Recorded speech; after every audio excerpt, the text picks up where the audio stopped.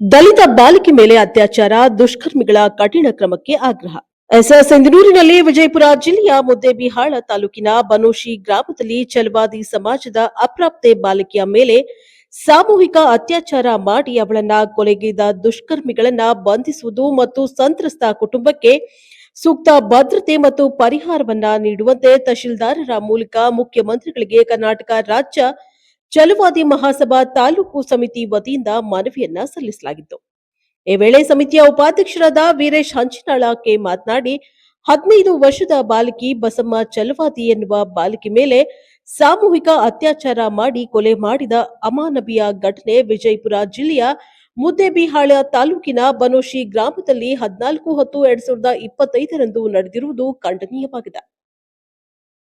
ವಿಕೃತ ಕಾಮಕರನ್ನ ತಕ್ಷಣದಲ್ಲಿ ಅವರನ್ನ ಬಂಧಿಸಿ ಅವರಿಗೆ ಕಠಿಣವಾದ ಶಿಕ್ಷೆ ನೀಡುವುದರ ಜೊತೆಯಲ್ಲಿ ದೇಶದಿಂದ ಗಡೀಪಾರನ್ನ ಮಾಡಬೇಕು. ನೊಂದಿರುವ ಕುಟುಂಬದವರಿಗೆ ಸರ್ಕಾರದಿಂದ ಹೆಚ್ಚಿನ ಭದ್ರತೆಯನ್ನ ಒದಗಿಸಬೇಕು.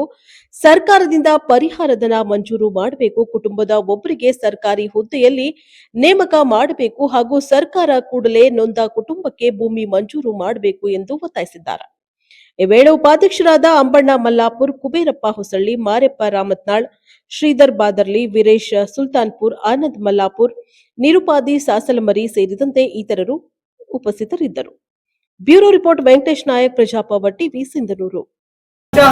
ಛಲವಾದಿ ಮಹಾಸಭಾದಿಂದ ಮನವಿ ಪತ್ರ ಕೊಡುತ್ತಿದ್ದೇವೆ. ಅದರ ಉದ್ದೇಶ ಏನಪ್ಪಾ ಅಂತಂದ್ರೆ, ಬಿಜಾಪುರ ಜಿಲ್ಲೆಯ ಮುದ್ದೇಬಿಹಾಳ ತಾಲೂಕಿನ ಹುಣಸಿ ಎಂಬ ಒಂದು ಗ್ರಾಮದಲ್ಲಿ ಆಡಾಗಲೇ ಒಂದು ಯುವತಿಯನ್ನು ಅತ್ಯಾಚಾರ ಮಾಡಿದ್ದಾರೆ. ಹಾಗಾಗಿ ಇವತ್ತಿನ ಸರ್ಕಾರ ಏನು ಕಣ್ಮುಚ್ಕೊಂಡು ಕುಂತಿದೆ ನಮಗೆ ಗೊತ್ತಿಲ್ಲ.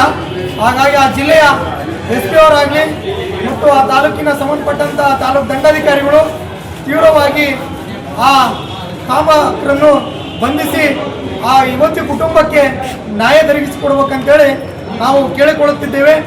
ಸುಮಾರು ಈಗ ಬೇರೆ ಬೇರೆ ಜಿಲ್ಲೆಯಲ್ಲಿ ಹಲವಾರು ಘಟನೆಗಳು ಈ ರೀತಿಯಾಗಿ ಸಂಭವಿಸಿವೆ.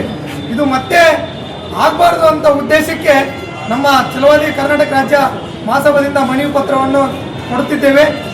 ಈಗ ಹಲವಾರು ರಾಯಚೂರಲ್ಲಿ ಬೇರೆ ಘಟನೆಗಳಾಗಿದ್ದಾವೆ ಮತ್ತು ಬೇರೆ ಬೇರೆ ಜಿಲ್ಲೆಯಲ್ಲಿ ಬೇರೆ ಬೇರೆ ಘಟನೆಗಳು ಆಗಿದ್ದಾವೆ.